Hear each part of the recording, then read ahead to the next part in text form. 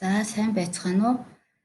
Герман хэлний А2 төвшний 4-ийн хичээл маань 4 дахь дугаар эхэлж байна. За энэ удаагийн дугаараар бид нар баймж үйлэг битэрий том цаг дээр хэрхэн хувилдах юм бэ гэдгийг үзнэ. За баймж үйлэг гэвэл бид нар өмнө нь үтсэн одоо цаг дээр хувилгаж үтсэн. За тэгээд утгуудаа бол бид нар мэддэг болцсон байгаа. За энэ битэрий том цаг бол бичгийн өнгөрсөн цагаа гэд бид нар өмнө haben sein гэдэг хоёр үйл үгийг энэ цаг дээр хэрхэн хувилдгийг үзчихсэн. За тэгэхээр modal verbуд буюу баймж үйлүүгүүдийг бид нар бол мөн ярианд хэрэгэлдэг. За perfect цаг дээр байгаа хэлбэр нь бол бас ховорхон хэрэгэлдэг. За тэгэхээр бид нар энэ müssen гэдэг үг müssten олцсон байгааг харж байна. За энэ via гэдэг хэлбэр дээр хувилсан хэлбэр байна. За тэгэхээр үгийн үндсэн дэх ихшиг нь сэлгээд үү болцсон байна. За дунд нь Т гэсэн гээгүүлэгч нэмэгдэж гарч ирсэн байна. Wollen, wollten.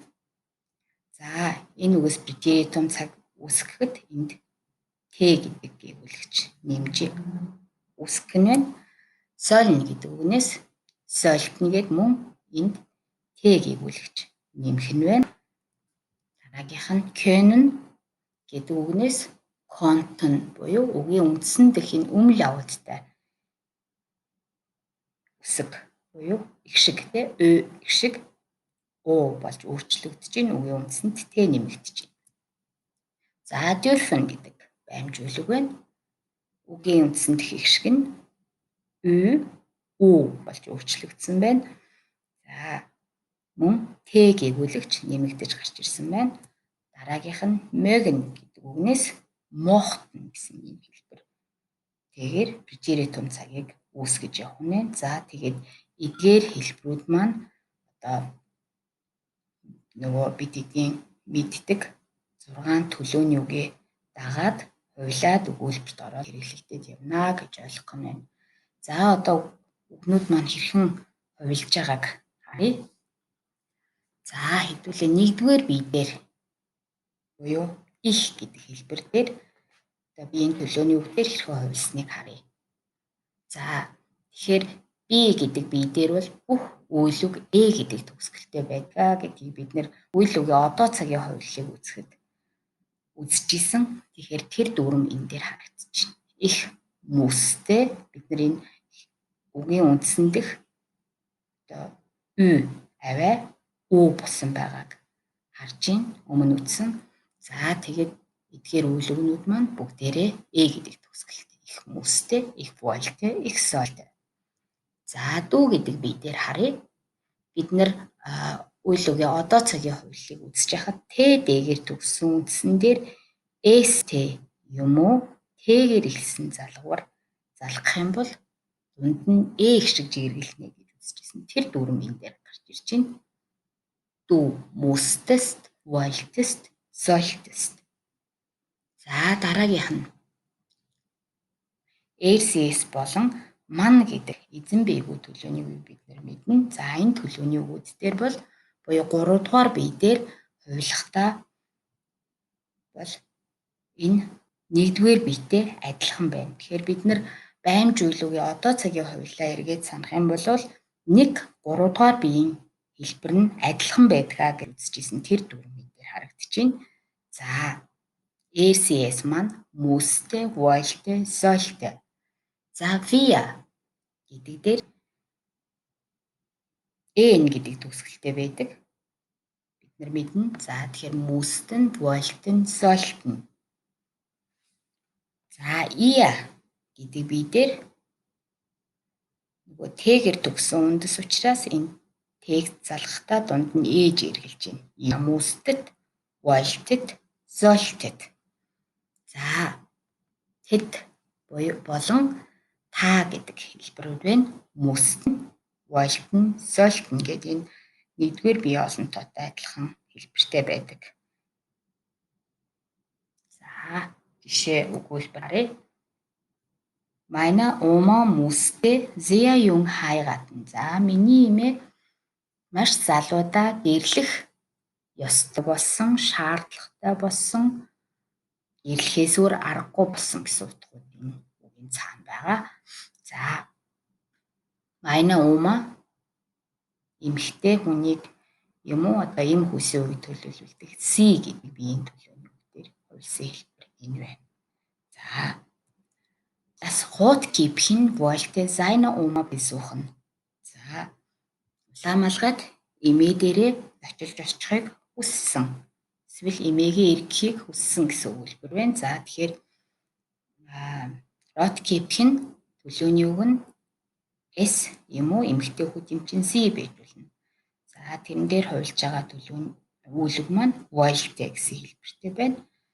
За ich sollte gestern zum Arzt, aber ich wollte nicht. Өчигдөр би эмчэд очих хэрэгтэй байсан. Ихтэй би хүсээгүй гэсэн өгүүлбэр байна. За ich sollte би тийх хэрэгтэй байсан. За ихтэй би хүсээгүй гэдэг энэ хэлбэрүүд энэ дээр харагдаж байна. За дараагийн 3 модаль баймж өгүүдийг харъя. Мөн л бидний саяны ярьсны дагуу ich konnte, durfte, mochte үндсэндх ихшгүүд нь дандаа явдаггүй ихшгүүд болцсон. За тэгээд нөгөө Т гэдэг гэгүүлэгч бүх үгэн дээр нэмэгдэж гарч ирж байгаа. За би гэдэг бие дээр хувилгадаг гэдэг нөхцөл мэдээ. Дараагийнх нь дүү гэдэг дээр мөн л Т гэгүүлэгч гарч ирсэн байна. За энд нөгөө их шиг жирэхлэх ёстой гэдэг дүрмээ баримтлсан байна. Konntest, durftest, mochtest. RCS маань konnte, durfte, mochte. 3 дугаар биеийн хэлбэр адилхан байна гэдгийг бид нэр ярьсан. За wir konnten, durften, mochten. Wir дээр n гэдэг төгсгөлтэй байдаг гэдэг дүрм байна. Ihr konntet Т-гэр юм уу Д-гэр төгссөн үндсэнд Т гэдэг залбар залхтаа дунд нь их шиг жирэглэнэ гэдэг дүрм. Konntet, durftet, mochtet. Sie konnten, durften, mochten. За ингээд 6 баймж үгih үйл үгийнхээ үйллийг бид нэр харлаа. За энэ сүүлийн 3 үгийг жишээн дээр харъя. Ich konnte den Brief nicht lesen, weil meine Brille kaputt war.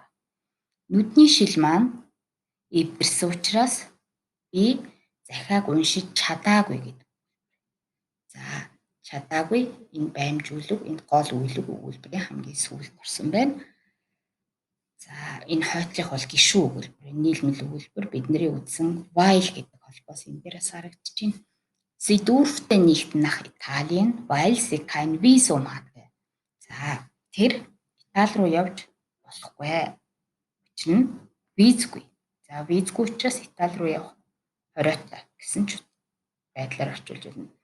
За C 3 дугаар биеийн ганц тоо байна. Энэ хэлбэр орохыг хориглоно нийлттэй болцоход эсвэл болохгүй гэж бас ойлгох болно. Als Kind mochte ich keinen Brokkoli, aber jetzt esse ich ihn total gern. За хүүхэд байхдаа би брокколинд дургүй байсан, харин одоо бол би идэх дуртай. За энэ дээр бол одоо цаг нь харин als Kind хүүхэд байхдаа өнгөрсөн цаг явж байна те. Mochte гэдэг хэлбэр нь энэ байна. За одоо энэ өгүүлбэрийн жишээн дээр харъя. Хамт хийгээд ich hatte schlechte Laune. Би өнөөдөр онцгүй зантай байна. Ich konnte nicht lernen. Können гэдгээс бид нэр konnten гэдэг үндс үүсгэж агаад би гэдэг бие дээр хувилгана konnte. Ich hatte morgen Schlusstest in der Schule. За маргааш төгсөх шалгалт өгнө гэж юм те. Ich mussten гэдэг хэлбэр үүсгэх ёстой эндээс. Тэгээд би гэдэг бие дээр musste mich нэгэ гаргах марцсан биш уучлаарай. Musste mich gut darauf vorbereiten. Sie hatte 38 Grad Fieber. 38 градус хүртэл тэр халуурч байсан гэж юм тий. Sie за dürften гэдгийг үүсгэж хагаад 3 дугаар биетээр гэхээр 1-р биетэйгээ адилхан хувилдаг. Тэгэхээр dürfte nicht draußen gehen. Den ganzen Tag hat es geregnet. За өдөртөнгөө бороо орсон тий. Wir konnten nicht laufen gehen. Бид үехээр явж чадаагүй гэж юм тий. In der Dunkelheit за konnten гэдэг үндс үүсгэж хагаад RCS дээр konnte болно тий. In der Dunkelheit konnte gar nichts finden. Харанхуйд юу ч олж чадахгүй байсан гэж юм тий. За 6 дугаар өгүүлбэр нь vor dem Unfall mochte sie das Reiten. За ослын өмнө бол яг номоор унахыг хүсдэг байсан. Тэ sie гэдэг дээр mochte. Vor den Wettbewerben энэ олон тообын die Teilnehmer гэд үлийн эзэн нь тэгэхээр энэ үйлэг хэд гэдэг бие дээр хувилах хэрэгтэй. Тэгэхээр sollten die Teilnehmer viel trainieren. За du гэдэг бие дээр wolltest du früher Arzt werden? So denke fragte seine Mutter, ob in die Disco gehen durfte. За энэ бидний өмнө үтсэн ам асуух өгүүлбэр байна. Обтой тэгээ үйл үг нь хамгийн ард байна тий. Гэдэг бие дээр durfte. Тэр дисконд явж болох эсхийг ээжээсээ асуусан гэдэг өгүүлбэр байна. За sie mochte nie die Süßigkeiten essen.